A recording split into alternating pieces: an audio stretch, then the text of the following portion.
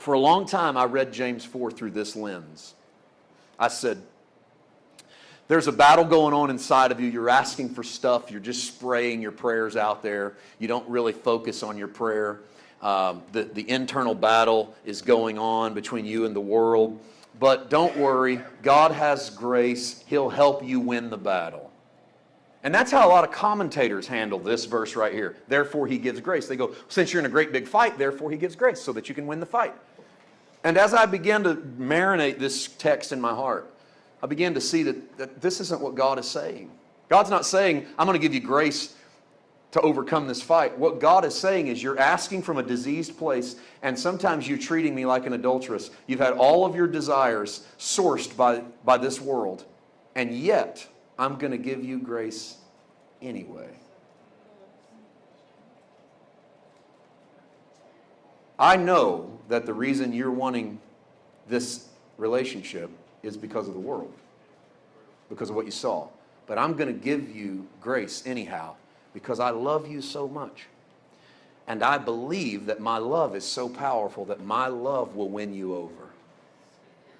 Isn't God good to us?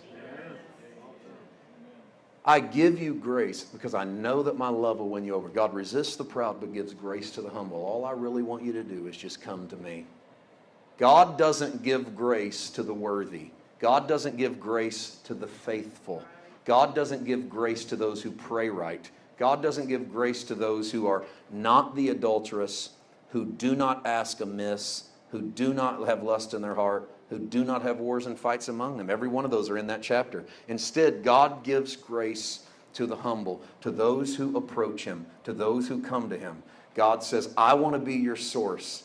But even in the meantime, when I'm not always your source, I'm going to grace you with gifts. I'm going to grace you with love.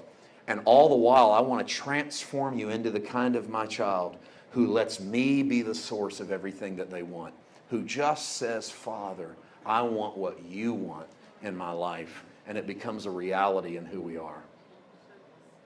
I felt this so passionately this morning, early this morning, about 1 o'clock this morning, and the Lord, I reached over and turned the lamp on and began to really put this together. I don't like to do it that way. I like to have Sunday morning like last Sunday. But all weekend I didn't. And just, Father, where do you want to go? And I really feel like today we dug into some ground. It's a little different style today than what we did the last couple of days. But I don't feel any less passionate about the Word and its power to work in your life. In fact, I think someone will walk out of here this morning with a seed in their heart that's going to be transformative. It's just going to take a little bit of time to grow. They're going to begin to realize that the Father wants to be the source of all of their desires in life. And if we'll let him, he has the very best in the paths of righteousness. Some of you are walking through the valley of the shadow of death of your own making. Some of you are walking through the valley of the shadow of death that is not of your own making. Regardless of how you got there, the Father went in with you. Jesus stands beside you. He says, I'm going to prepare a table before you in the presence of your enemies. You're going to eat right here. I'm going to give grace anyway. It's not where your best is, but I'm going to give grace to you anyway.